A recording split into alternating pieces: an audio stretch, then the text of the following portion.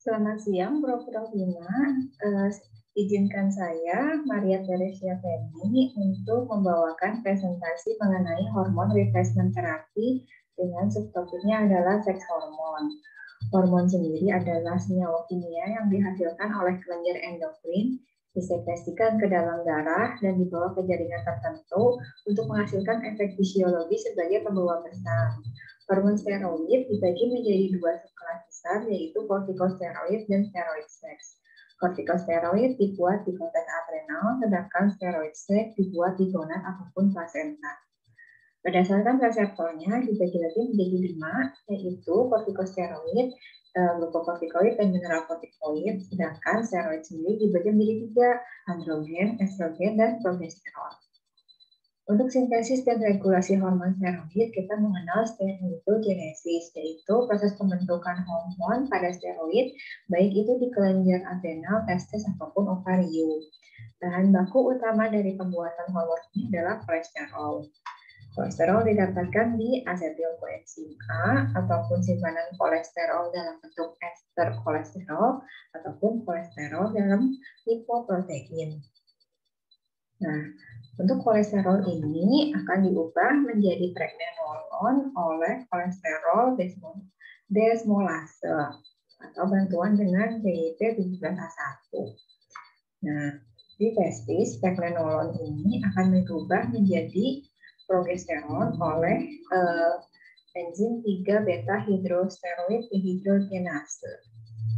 Sedangkan pada testis sendiri, pregnenolon ini akan diubah menjadi dehidroepisandosteron.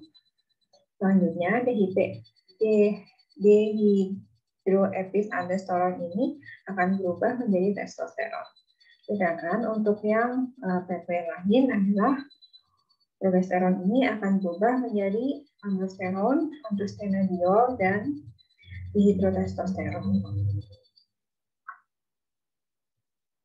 Mekanisme kerja dari hormon steroid bekerja melalui satu mekanisme dasar, penyatuan hasil sintesis protein yang baru diinduksi oleh hormon steroid dengan sel target. Semua anggota utama steroid bekerja untuk menghasilkan respons seluler. Steroid itu akan masuk ke sel target, di mana di sel target hormon ini akan berikatan dengan reseptor untuk menginduksi perubahan konformasi. Hormon reseptor kompleks berikatan dengan DNA untuk memulai transkripsi. Dihasilkan mRNA transkripsi tersebut dan signal amplifying. Pada setiap transkripsi akan ditranslasikan beberapa kali yang akan menjadi signal amplifying dan menjadi protein. Untuk farmakokinetik dari hormon steroid, hormon testosteron itu diabsorpsi baik oral, kulit, ataupun injek. Sedangkan distribusi 65% dari testosteron akan terikat pada globulin pengikat hormon seks. 2% tidak terikat dan sisanya terikat pada albumin protein lain. Metabolismenya melalui hati, ekspresi dari testosteron itu 90% lewat urin, 6% tidak, dan lainnya tidak bermetabolit. Sedangkan untuk estrogen, absorpsinya oral, parenteral, transdermal, ataupun topikal. Sifat lipofilik dari estrogen, absorpsi per oral cukup baik. Distribusi pada estrogen diangkut ke dalam darah, terikat ke serum albumin atau globulin pengikat hormon seks. Estrogen diinaktivasi di hepat, diekspresikan ke empedu, kemudian menjadi sirkulasi enterohepatik. Sedangkan untuk progesteron ini diabsorpsi setelah pemberian dengan cara apapun, waktu paruh dalam plasma kira-kira 5 menit, distribusinya tersimpan sementara di lemak tubuh, di metabolisme di hati, dan diekskresi ke dalam urin sebagai gestanediol dan pregnenolon. Efek fisiologi pada hormon steroid ini untuk perkembangan seks sekunder.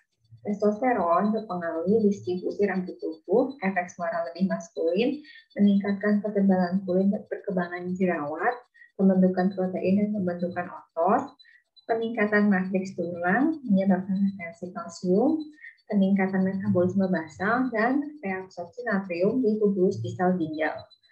Sedangkan progesteron ini sekresinya di endometrium lahir, untuk mempersiapkan rahim, implantasi sel telur yang telah dibuahi.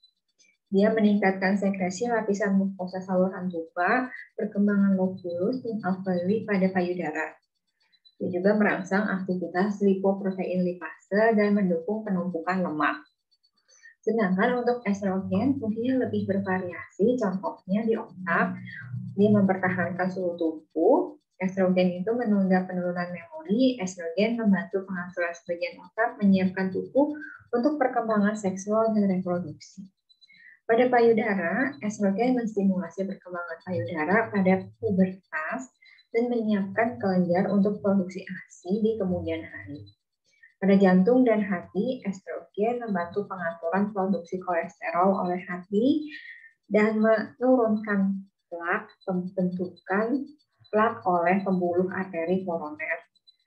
Pada ovarium, estrogen menstimulasi pematangan ovarium, menstimulasi siklus menstruasi, dan menandakan bahwa seorang gadis sudah dewasa.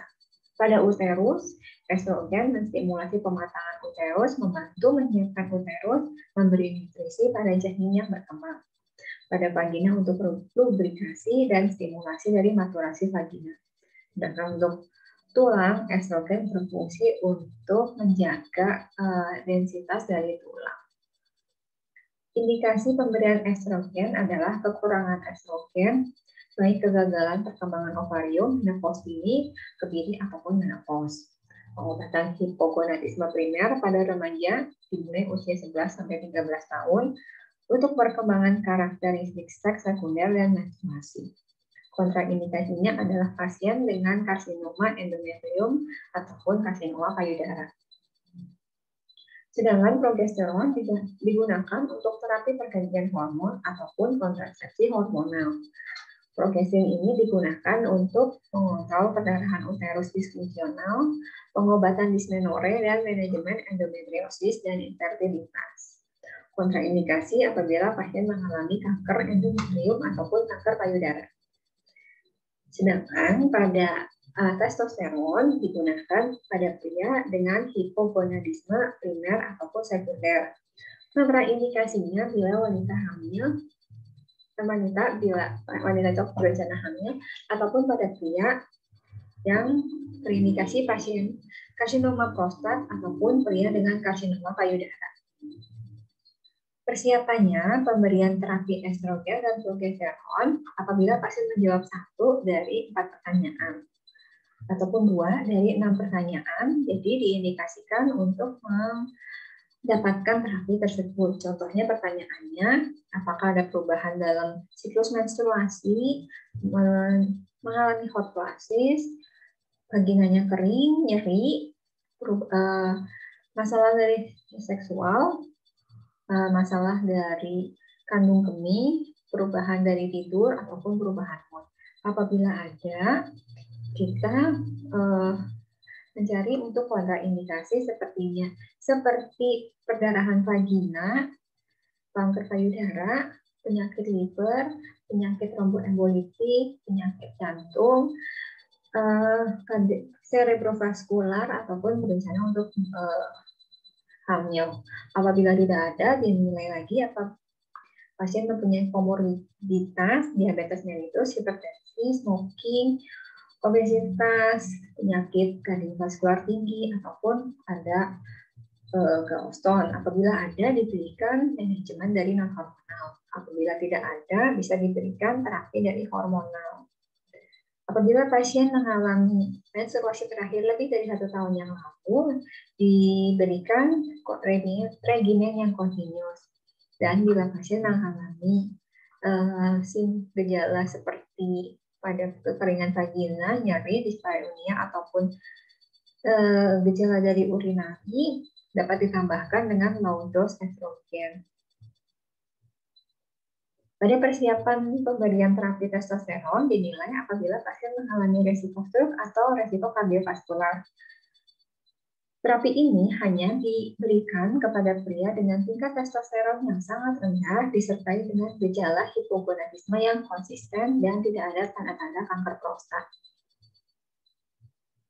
Pemantauannya bagaimana setelah pemberian estrogen dan progesteron, ada perbaikan gejala, tidak ada perdarahan atau yang di sela-sela yang tidak teratur, ataupun gejala vasomotornya lebih membaik.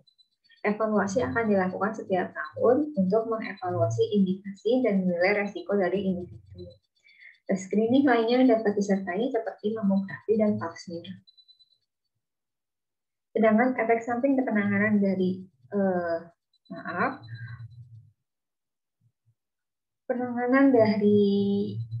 efek samping penanganan dari hormon steroid, efek samping testosteron dapat berupa penyakit jantung, termasuk serangan jantung, infark miokard, kardiomiopatik, gagal jantung, kelainan cerebrovaskular, penyakit hepatotoksisitas, manifestasi kejiwaan yang serius. Efek samping estrogen, contohnya perdarahan uterus, kanker, mual, dan payudara menjadi sensitif. Bagaimana penanganannya?